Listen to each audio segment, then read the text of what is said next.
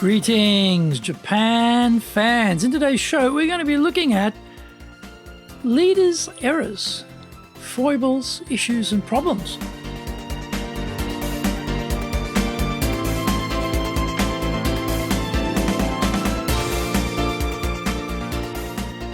Maishu, arigatou gozaimasu, and welcome back to the 7th year of the Leadership Japan series. I'm your host, Dr. Greg Story, your corporate coaching and training guide committed to your success. The president of Dale Carnegie Training Japan, a best-selling author, Japan Sales Mastery and Japan Business Mastery. My new book, Japan Presentations Mastery, is going to be released shortly. We are broadcasting around the world from Minato-ku in the center of Tokyo, the leadership capital of Japan. Now, this podcast brings insights, examples, and experience about leading in Japan, and trust me, it is different here. Don't forget to subscribe and share this podcast with your family, friends, and colleagues. We are not being sponsored by Libsyn, but we value your privacy, which is why we have our podcast hosted by Libsyn, who, unlike many other podcast hosts, have a strict policy that does not allow access to your private information by anyone. Here is our daily podcast lineup on iTunes. Mondays, the Cutting Edge Japan Business Show. Tuesdays, the Presentations Japan series. Every second Tuesday, the Business Tatsujin no Oshie Show. Wednesdays, the Sales Japan series. Thursdays, the Leadership Japan series. And every second Thursday, the Business Pro Podcast Show. Fridays, the Japan Business Mastery Show. And Saturdays, Japan's top business interviews.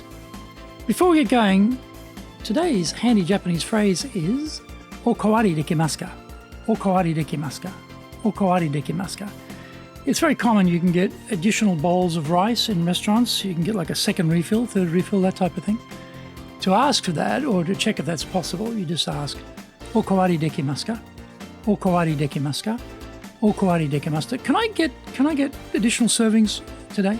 Okawari dekimasu ka? Okawari dekimasu ka? Okawari dekimasu ka? This is episode number 407, and today we are talking about common leader Achilles' heels. We know the name Achilles because of Brad Pitt and Hollywood, or we may have read the Iliad. He was a famous mythical Greek hero whose body was invulnerable, except for the back of his heel. His mother plunged him in the river Styx to protect his body, but her fingertips covered the heel, leaving it vulnerable. Research by Dr. Jack Zenger identified 4 common elements which compromise Achilles' heels for leaders. Blind spots are a problem for all of us. We can't see our foibles, issues, problems, but they are blindingly obvious to everyone else working for us. Remember, subordinates are all expert boss watchers. They examine us in the greatest detail every day in every interaction. Let's examine what Zenger found and see what we can learn as leaders. Number 1, lacking integrity. Not too many leaders would be saying they lacked integrity about themselves, but that may not be how they are seen by their subordinates. The organization may be zigging, but we decide to zag. We don't agree with the policy, so we decide to head off in another direction. There may be promulgated values developed in the senior executive suites, and we are not modeling the correct behaviour. Maybe our big leader egos can't admit mistakes or when we are wrong. We try to bend logic and justify our way out of the situation. Maybe we say one thing and do the precise opposite of what we are preaching. Do what I say, not what I do. Does this sound familiar? Number 2, not accountable. Of course I'm accountable. What nonsense! May be our first reaction. We may be telling our boss that the poor results of our team are because we haven't been issued with the sharpest tools in the toolbox. It's all their fault, and we are pristine and perfect.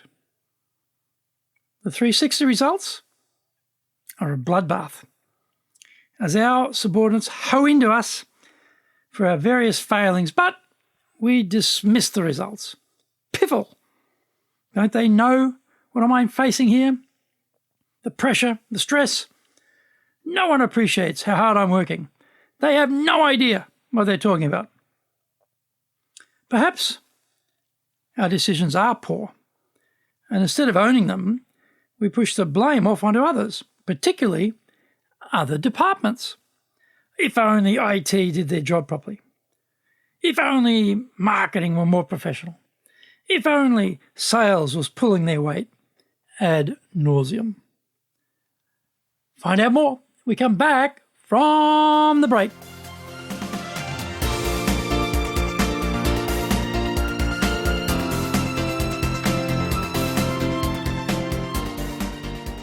Our show today is brought to you by our public programs, but we also do custom-made in-house classes. Now, we do them in our super safe classroom, we do them live online, and we do them in Japanese, and we do them in English. Now, today's show is sponsored by, on the 12th of May, our cross and upselling program. On the 14th of May, we're doing leading and managing. On the 18th of May, we're doing time management. And on the 21st of May, we're doing developing subordinates. On the 28th, we're doing communicating with different personality styles. You can find out more about those programs on our website at enjapan.dalecarnegie.com. You can email me at greg.story@dalecarnegie.com. Get my best-selling books, Japan Sales Mastery, the Bible for selling in Japan, and Japan Business Mastery, as well as my new book, Japan Presentations Mastery. If you like learning by watching videos, we have over 1,000 for you there on Japan Dale Carnegie TV on YouTube. We release 3 TV shows every week on YouTube. The Cutting Edge Japan Business Show, that's a premiere business show in Japan, comes out Mondays. Fridays we have Japan Business Mastery Show. Saturdays, Japan's top business interviews, where I interview leaders in Japan from SMEs all the way up to the corporate captains of industry on one topic, leading in Japan. Every second Thursday, we release the Business Pro Television Show. Don't forget, you can email me at greg.story@dalecarnegie.com.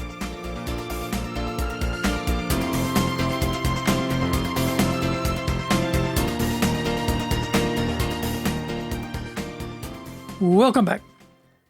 Number 3, over-focused on self.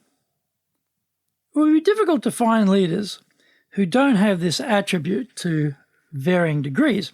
You don't see too many wilting violets whisked up into leadership positions. Self-promotion is a fundamental aspect of getting ahead in business. The issues arise when it goes to extremes. Strong leaders can often believe they are in a zero-sum game, and another success lessens their own worth and promotion opportunities. Not cooperating with rivals or even attempting to sabotage them can be some fallout from this attitude. Subordinates, too, can be seen as future rivals who might replace the boss, so better to not delegate to, coach, or provide experience for capable people in order to keep them down. Number 4, uninspiring. It would be a rare bird of a leader who admitted they were uninspiring. We easily believe we are a role model for others, that we have credibility and are someone others want to emulate. However, we might be a hopeless public speaker, barely able to string 2 words together without injecting a series of ums and ahs into proceedings. We might be morose, weighed down with the pressure of our position and responsibilities, permanently in a bad mood. We might be so busy we're incapable of directing others and wind up dumping work on them, minus the why and the how bits of the equation. There is a bitter pill for leaders to swallow to overcome their blind spot. It is called feedback, and it can often taste sour, jagged, and unpleasant. We cannot see ourselves as our staff see us, so gird your loins and ask for help to be a better leader. This is never easy, but the alternative of blundering forward, repeating the same errors is not tenable. At some point, the organisation will have a reckoning with us and it might prove fatal to our careers. Better to take our medicine early under our own direction than hoping for the best and eventually getting the chop.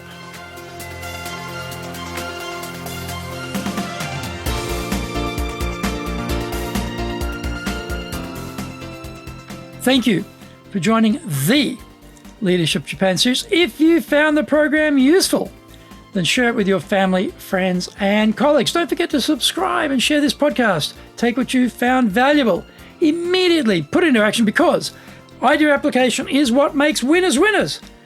Be one of them. Remember, I'm your corporate coaching and training guy in your corner, committed to your success here in Nippon.